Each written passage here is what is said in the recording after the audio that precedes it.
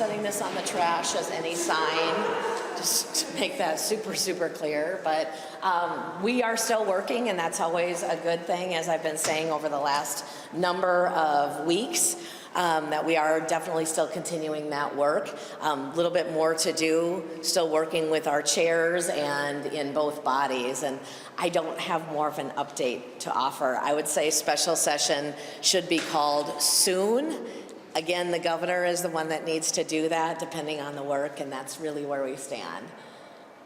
Do you think it will be wrapped up, though, all these bills and all the differences you still have? There's a lot of differences still, as you're hearing, you know, in different areas. There's still quite a bit of conversation going on.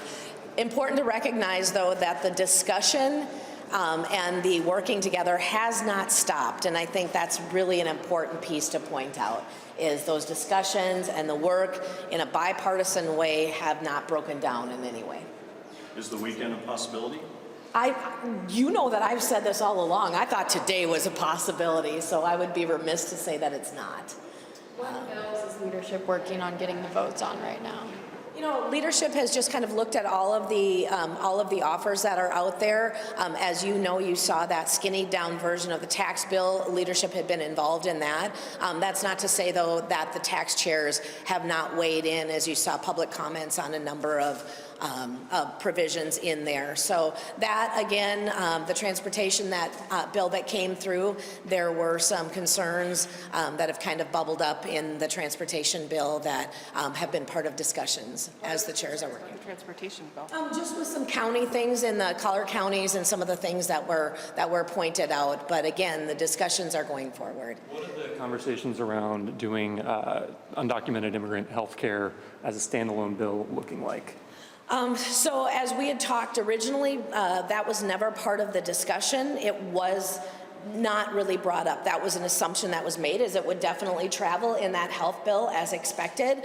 I know there's problems with getting that through with the DFL, and so some concessions and some of the things that we're looking at is if that would be broken out into a separate bill, there would have to be a guaranteed contingency that, say, funding for MDH or whatever that might look like, a contingency that would be a guarantee that that bill would both be passed and enacted. So in other words, taking something essential from the Human Services bill and putting it and attaching it to that. Just a guarantee. And in this room, we have been very transparent and working together, but just to allow assurances to the caucuses that feel that is a very important thing. What are the chances of a special session this week, and in particular Saturday, as Ortman was talking about? Again, I have said that I thought today, Wednesday, was maybe going to be a special session. No date has been set, but I'm very optimistic that it could happen at any point in time when the governor's ready to call that. Is Saturday a possibility?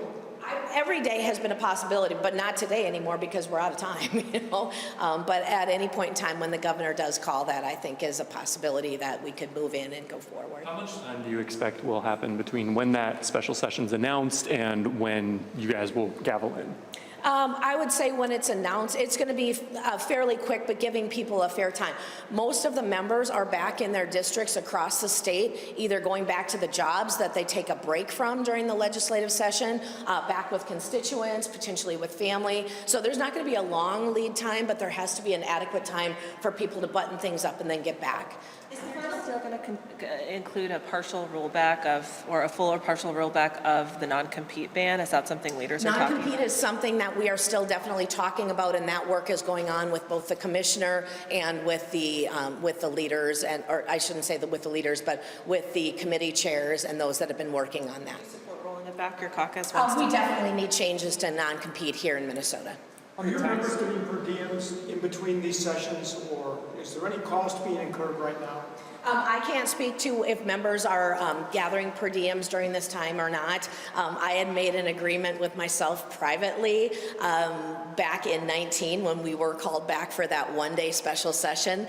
As a new legislator, what I had always said is if we didn't get our work done, why would I expect the taxpayers to pay me for not doing it. So quietly I did that, never realizing that a year later we were going to go into 12-plus special sessions. I don't take per diem personally on any special sessions or anything, but I can't speak to other members. That's their decisions. We heard from Dana Bergman, some of the bills still being finalized, health and then also human services. Are there specific issues that are being worked through in the language in those bills? On the health bill, just that how things are going to travel with the undocked piece, the insurance for undocumented people. Representative Davids has said that he doesn't understand why any Republican would vote for the taxes bill. Would you vote for it? Right now, that taxes bill is being looked at. We do know that that skinny down version has a lot of concerns with it. And so if things are being added or moved, we'll take a look at the final language. We don't have final language on that right now. Are you okay with passing a budget without a tax bill this year? We'll have to see. Are there discussions about bonding? Yeah, discussions on bonding are still ongoing. Our chairs, all of the caucus chairs, the lead over in the Senate, have been looking at that. Again, that's a $700 million bonding bill is what has been proposed and talked about from the very beginning that needed to really address some of the issues in the state. There's not a lot of room for extra programs and extra things that are kind of passed in there. But if we do come together with a good, solid bonding bill, that leaves the leeway to potentially get one through this year. But the discussions are definitely ongoing.